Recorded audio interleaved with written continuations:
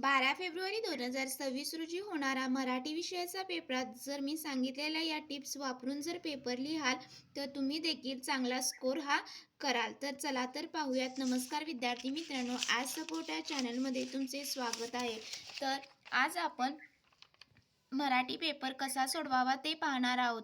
सर्वप्रथम तुम्हाला डाव्या साईडला समास सोडायचा आहे. उजव्या साईडला पेपरच्या अजिबात समास आखत बसायचं नाही. त्यानंतर जो मेन प्रश्न आपण लिहिणार आहोत तो या चौकटीतच लिहायचा आहे. मेन प्रश्न याच्यामध्ये अजिबात उपप्रश्न लिहित बसायचे नाही. त्यानंतर जिथून आपण सुरुवात करणार आहोत विभाग 1 गद्य, तर ते विभाग 1 गद्य असे हेडिंग देणे गरजेचे आहे. आणि ज्या आकलनकृती आपण सोडवणार आहोत त्या नेहमी आपण पेनेने किंवा पेन्सिलने देखील काढल्या तरी चालतील. त्यामध्ये तुमचे मार्क्स अजिबात कट होणार नाहीत.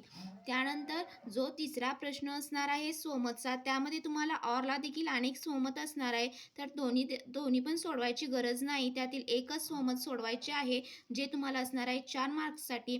आणि जर तुम्ही दोन्ही पण स्वमत सोडवत बसाल तर तुमचे मार्क्स हे कमी होतील आणि ज्यामुळे तुमचा वेळ देखील त्यामध्ये जाईल.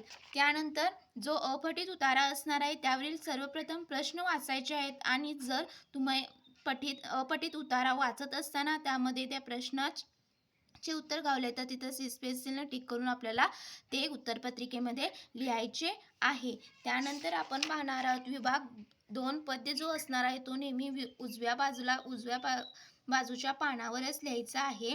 आणि त्यामुळे आपल्याला काय होईल तर जो मेन प्रश्न आहे तो उजव्या बाजूला आल्यामुळे आपल्या एक्झामिनर तपासताना देखील ते सोपं होऊन जाईल.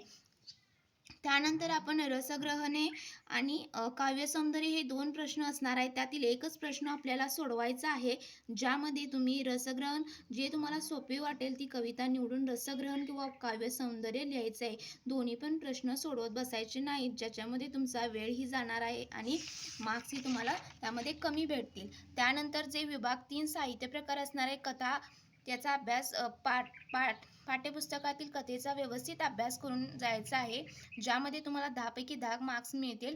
अशा अनुषंगाने तुम्ही व्यवस्थित अगदी तो पेपर लिहायचा आहे. अप्रश्न इथं झाला तरी आ प्रश्न इकडच्या पेजवर आला तरी चालेल आणि ज्यामध्ये तुम्ही 10 पैकी 10 मार्क्स हे मिळवाल. त्यानंतर उपयोजित मराठीचा जो लेखन विभाग आहे त्यामध्ये 14 मार्क्ससाठी असला तरी त्यामध्ये तुम्हाला 40 ते 50 मिनिट हा वेळ देऊन व्यवस्थित लिहायचा आहे. आणि यामध्ये तुम्हाला पहिला जो प्रश्न असणार आहे तो 4 मार्क्ससाठी असल्यामुळे त्याचे उत्तर लेंदी लिहित बसायचे नाही. आणि दुसरा जो असणार आहे आ प्रश्न त्याचे उत्तर मात्र आपल्याला लेंदी लिहायचे आहे आणि इन डिटेल्समध्ये लिहायचे आहे.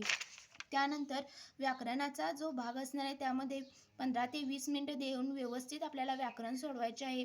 हे आपल्या हातचे मार्क असल्यामुळे येथे कुठेही आपण चुकायचे नाहीत. प्रश्न खूप सोपे असणार आहेत त्यामुळे आपण येथे कुठेही चुका करायच्या नाहीत. खाडाखोड अजिबात करायची नाही. त्यानंतर शेवटचा प्रश्न जो असणार आहे तो निबंध लेखनाचा असणार आहे ज्यामध्ये तुम्ही जर कल्पनात्मक निबंध लिहिला तर समजा मी पंतप्रधान झालो तर असा जर निबंध आला तर त्यामध्ये वास्तवातून कल्पनेत गेल्यानंतर तुम्ही काय काय करू शकाल, तर पंतप्रधान झाल्यानंतर तुम्ही देशासाठी काय काय कराल ते सर्व लिहायचं आहे. आणि काय काय घडेल आपल्या देशामध्ये त्यावर तुम्ही काय उपाय कराल हे सर्व लिहून त्याचा समारोप हा नेहमी कसा झाला पाहिजे तर मुख्यमंत्री होणे एवढे सोपे नाही. त्यामुळे खूप आपल्याला देशाचे जे असते ते टेन्शन असल्यामुळे आपल्याला काय करावं लागतं तर खूप जबाबदारी असते असे लास्टला आपल्याला पॅरेग्राफमध्ये लिहायचे आहे. त्यानंतर त्याचे शेवट असा करायचा आहे. जर तुम्ही वैचारिक निबंध लिहिला तर तिथे कविता छोटीशी 4 ओळींची असं वेगवेगळं तुम्ही लिहू शकता ज्यामध्ये तुम्ही एखादी वाक्यप्रचार म्हणी लिहू शकता. तर अशा प्रकारे तुम्ही उद्याचा 12वीचा पेपर नक्कीच चांगल्या प्रकारे सोडवाल. Thank you so much.